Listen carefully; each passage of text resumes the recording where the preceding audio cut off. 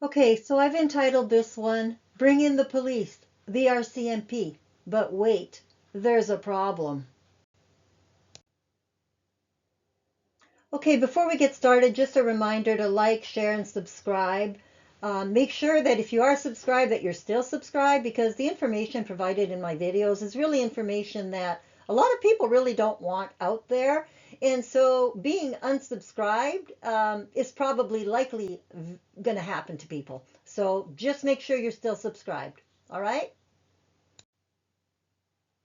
Okay, so in Canada, um, the railway police are appointed by a judge of the Superior Court of Canada for the enforcement of the Canada Transportation Act, as well as for enforcement of Canadian or provincial laws as they relate to the protection of property owned, possessed, or administered by railway companies, and for the protection of persons and property. So that means that the railway police um, they have a duty to protect property and persons, which would include the general public as well as frontline rail workers in their duties.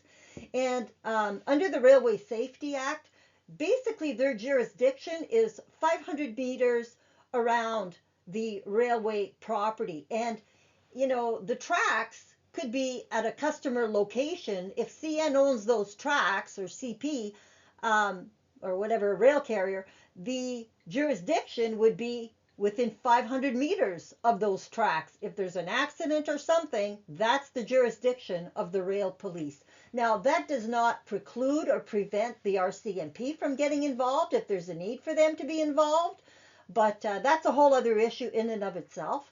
But the Canada Transportation Act, folks, is overseen by the Canadian Transportation Agency. Um, and that is basically in the rail industry, there's two main acts in Canada. There's the Canadian Transportation Act and there's the Railway Safety Act. And all of the regulations fall under one of those two acts. Now, the Canadian Transportation Act, that's primarily stuff having to do with tariffs, how to build rail infrastructure, that type of stuff. Whereas the Railway Safety Act has more to do with safety issues like rest regulations, whatever. And I find it very odd that the Railway Employee Qualification Standards regulation, and again, this is a regulation, I find it very odd that a regulation dealing with railway employee qualifications would fall under the Canadian Transportation Act as opposed to the Railway Safety Act because it seems to belong more under safety. But maybe the fact that the CTA, the Canadian Transportation Agency, is the one that oversees that Railway Employee Qualification Standards regulation, I suspect there was a very good reason for them having done that because the CTA is basically overseen by people in the transportation agency, which could include rail executives. It could be marine transportation, other types of transportation. But the fact is that it can be rail executives, as was the case when conductor trainee Jason Clooney was killed. It was rail executive from CP Rail at the time, Jeffrey Hare, who oversaw the CTA. And so that's a huge issue in and of itself because when there's a problem, and it may have to do with railway employee qualification standards or fake qualification, as I call it, of frontline rail workers, do the people who oversee this act and this regulation pertaining to railway employee qualifications want to really expose the fact that there are so many problems with railway employee qualifications and potentially what I call fake qualifications in the rail industry? So you basically have the fox in charge of the hen house, is what this boils down to when it comes to how things are set up. So just a very key issue to be aware of. Okay, so when it comes to Jeffrey Hare of CP Rail overseeing the Canadian Transportation Agency, per this screen print that I got from an Ontario government website, Jeffrey Hare was the chair for the Canadian Transportation Agency. He was appointed chair and chief executive officer on February 12th, 2007, and he remained there until February 11th of 2015. Now, what that means, folks, is that he was definitely the person in charge and overseeing the enforcement of the SOR 87-150 Railway Employee Qualification Standards Regulation back in 2007, especially in September of 2007, which is when they had the Mackyard incident outside of Toronto at the CN Rail Yard, and that prompted John Baird, who was then Minister of Transportation, to issue a Railway Safety Act Section 19 order in order to overhaul all training programs at all rail carriers operating in Canada. So that means that would have been Jeffrey Hare overseeing all of that, since he oversaw that regulation. And so he definitely would have been aware of fake qualifications in the rail industry, given that railway incident back in September of 2007, which, what was revealed in that railway incident was so bad. And I'm going to be going through all of that stuff. But what was revealed was so bad that it forced the Minister of Transportation to launch a complete overhaul of all training programs within rail carriers operating in Canada. So, key point, Jeffrey Hare, a rail executive. Would you really want the public to know how bad things are when you're the guy in charge and you're a rail executive, a former rail executive, who would then also return to also be a rail executive again in the future at CPKC? Probably not. So a lot of things get hidden, folks, and when you have the fox in charge of the hen house, it's no wonder that not mistakes, quote unquote accidents are happening, and that the rail industry is becoming exponentially more dangerous. Okay, so the other thing is that you need to notice here is that Transport Canada is responsible for investigating regulatory compliance with the Canadian Labour Code as well as the Railway Safety Act. Transport Canada oversees all of it, the Canadian Transportation Act, the Railway Safety Act, and they have jurisdiction for the Canada Labour Code. It's not the Minister of Labour. In the rail sector, it is the Minister of Transportation that oversees the Labour Code and any violations of the Labour Code. And there are a lot of issues that we're going to get into as far as that, and how the lives of rail employees are being put at risk because Transport Canada is quite frankly not doing its job when it comes to regulatory compliance. We're going to be talking about massive violations of numerous laws by rail carriers, and with Transport Canada turning a blind eye to it all, over and over and over again. Literally, I think we can say for decades. It's important for people to know that CN and CP Rail both used to be crown corporations of the Government of Canada. So they were owned by the Government of Canada until 1995. And so the ties run deep. And so the desire to help protect those rail companies, and the desire to protect itself, the government, when it comes to not doing its job, it's all intertwined, folks. The conflicts of interest are massive, and they date back a very, very long time. Now, the Royal Canadian Mounted Police, or the RCMP, or the Provincial Police Services, also can investigate any criminal conduct if they have jurisdiction over the areas where the accident occurred or where an alleged criminal behavior has occurred. And so, when laws are being violated, where's the RCMP when it comes to the rail industry? And I guess that's a huge issue. Okay, when it comes to rail police, each company has its own rail police force, but there's also a North America Rail Police Force or board where all these police chiefs basically sit on. And so, again, an issue that spans both Canada and the US.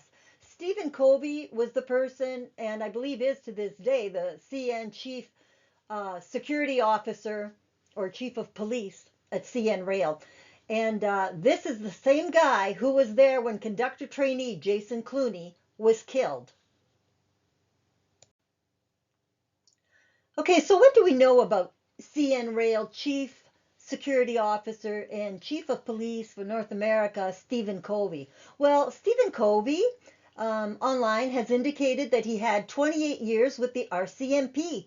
And in fact, his LinkedIn profile showed he oversaw 350 officers and 70 staff, and that he was working with drug enforcement and organized crime when he was at the RCMP. As a former RCMP officer and rail police chief, Stephen Covey would have been very familiar with rail laws as they are federally enforced laws, and the RCMP and rail police are both federal police bodies. So my question for regulators at Transport Canada and RCMP Commissioner Michael Duhane, per my many emails to them, why was a criminal investigation into the death of conductor trainee Jason Clooney not opened, given that CN Rail was clearly violating SOR 87-150 Section 5 when conductor trainee Jason Clooney was killed? And this negligence on the part of CN Rail very much appears to have caused this death, given conductor trainees are not supposed to work alone unless they have qualified, and by definition, trainees are not qualified. Jason Clooney was over a half a mile from his supposed supervising conductor, working alone in the dark in unfamiliar territory when CN Rail knew he had problems with working independently and with switching operations per his evaluations. And yet he was allowed to work completely unsupervised at a work location where the switch labels did not appear to match the work documentation. And we're going to get into a lot more of that. You basically had a trainee out there in the dark looking to flip a switch. He flipped it the wrong way, and it ended up reversing the movement onto himself and killing him. However, in documentation that was not provided, very key facts were left out of the public reports. And it was only through freedom of information that I got those key facts. And again, those will be the subject of upcoming videos. But laws, and many laws, were clearly being violated when conductor trainee Jason Clooney was killed at CN Rail.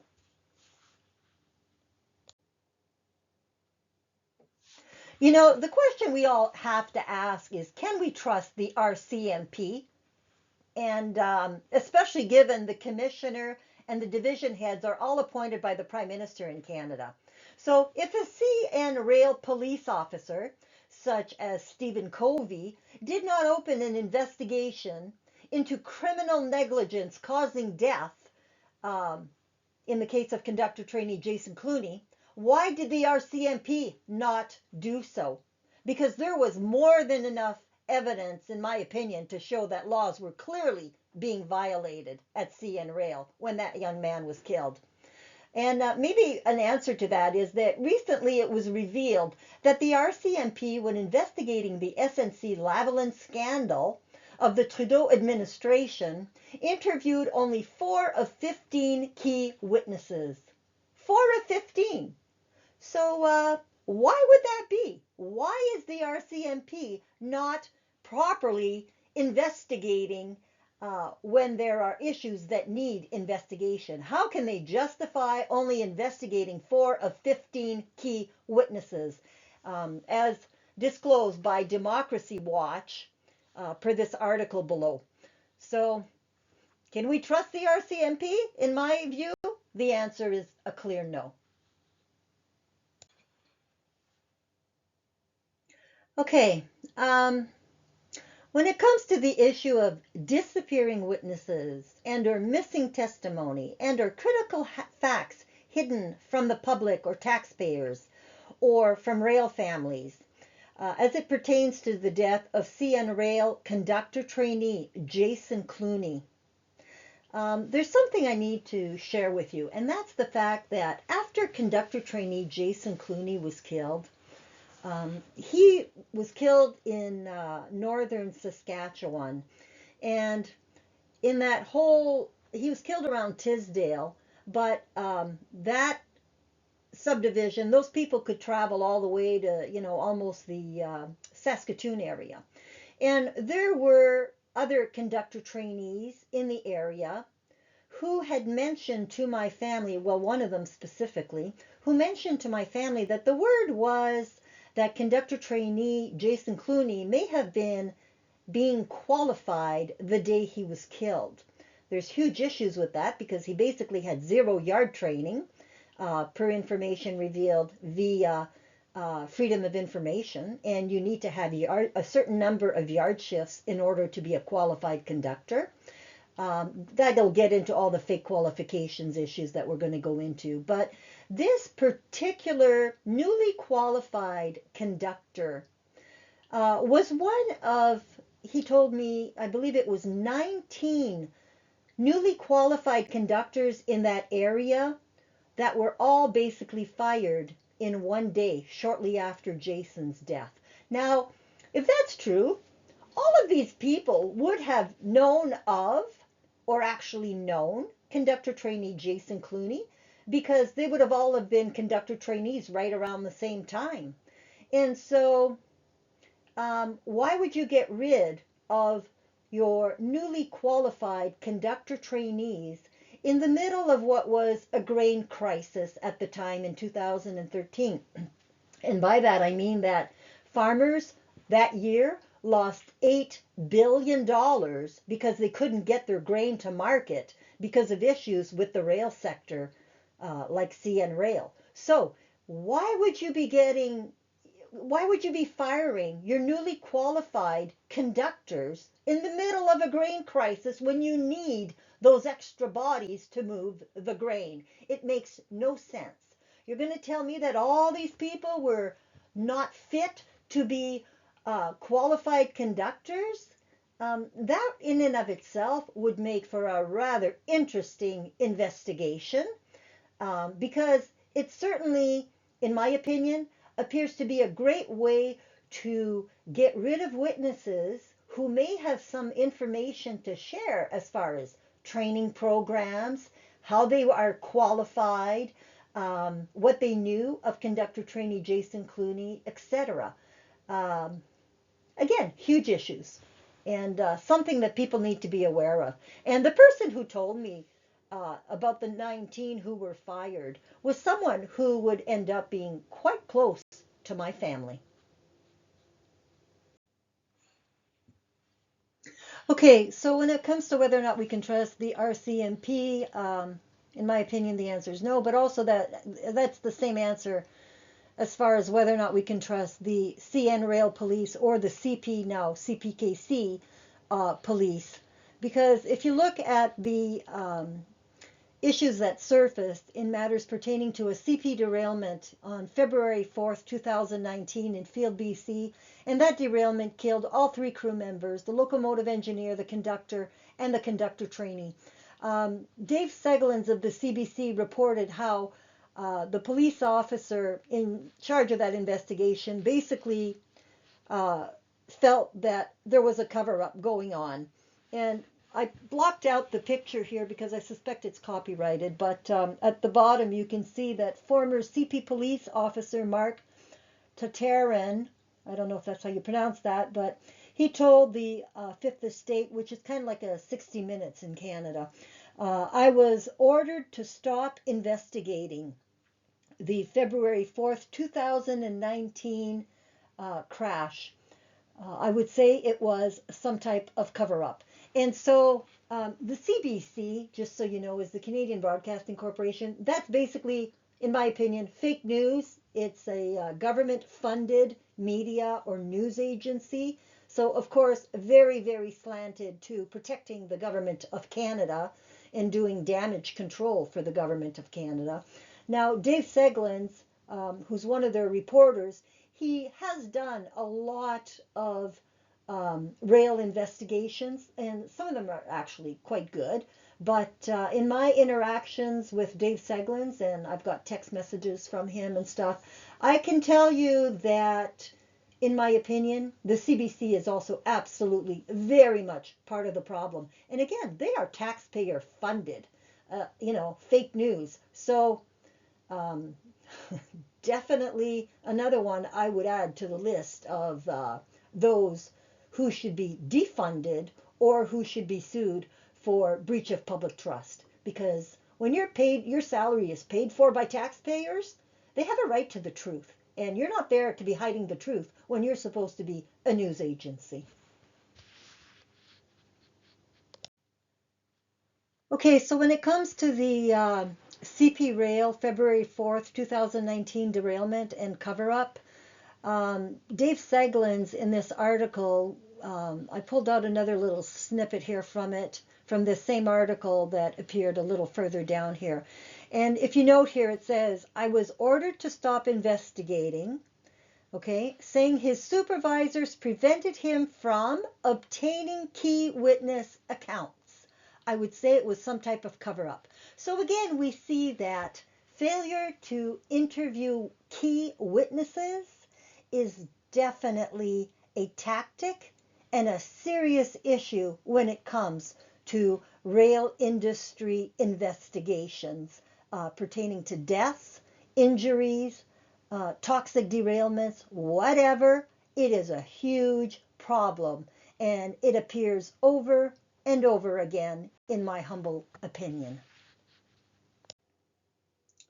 All right, now given that it's Transport Canada that gives all rail police officers their powers as police officers, and given it's Transport Canada that is ultimately responsible for ensuring compliance with all laws by rail carriers, and given Transport Canada is clearly, in my opinion, a rail pick, what I call a rail partner in crime, having failed to do its job in so much and turned a blind eye to so much.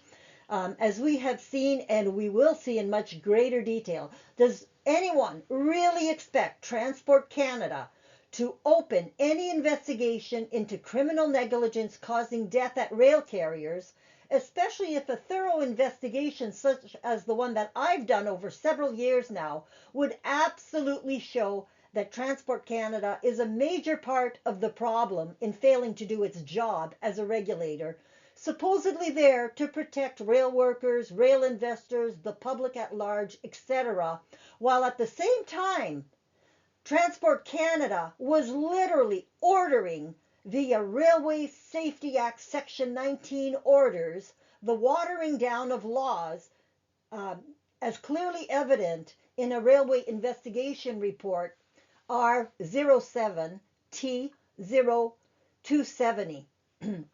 Now, that report is pertaining to the Mac Yard incident outside Toronto, which is the one that resulted in the Minister of Transportation, John Baird, issuing a Railway Safety Act Section 19 order to overhaul all training programs for frontline rail workers.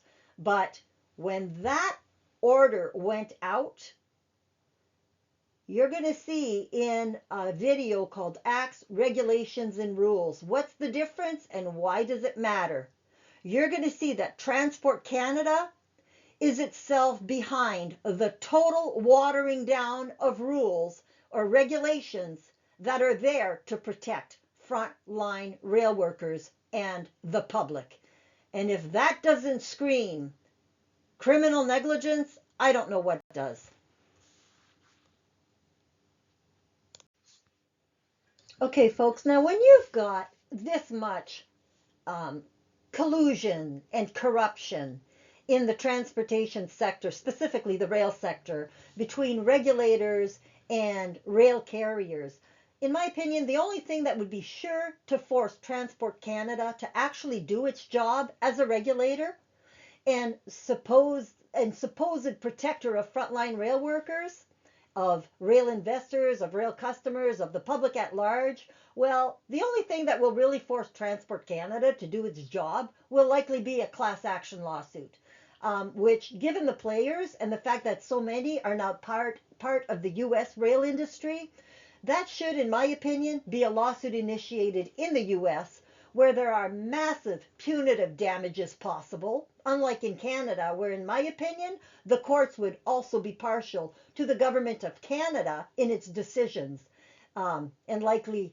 let Transport Canada almost completely off the hook, especially since CN and CP Rail, again, used to be crown corporations of the government of Canada. So, huge issue, and again, punitive damages are almost non-existent in Canada.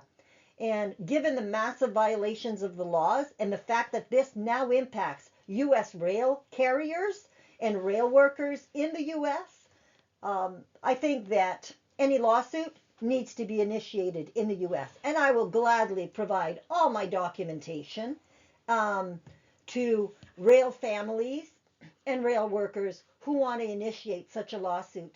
But one of my big conditions is it can't be settled out of court because proper precedents need to be set in order to protect all rail families. And by that I mean frontline rail workers first and foremost, but also their families, rail customers who also lose billions of dollars because of all these issues of fake qualifications and, poor compliance with federal laws and regulations.